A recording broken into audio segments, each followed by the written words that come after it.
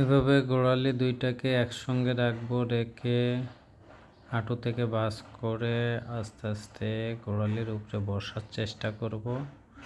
এভাবে মেরুদণ্ড সোজা করে বসার পরে হাত দুটোকে আমরা বুড়ো আঙুলটাকে ভাঁজ করব, ভিতরে ভাঁজ করে হাত দুটোকে এখানে রাখবো।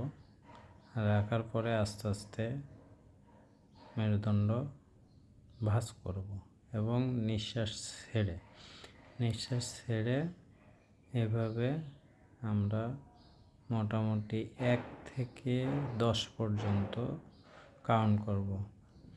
1, 2, 3, 4, 5, 6, 7, 8, 9, 10 এভাবে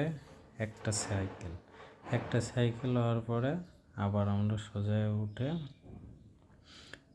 একটু স্বাভাবিক শ্বাস প্রশ্বাস নিয়ে আবার এভাবে 3টা সাইকেল। এভাবে প্রতিদিন অভ্যাস করলে আমরা ডায়াবেটিক্স থেকে মুক্তি পাবো।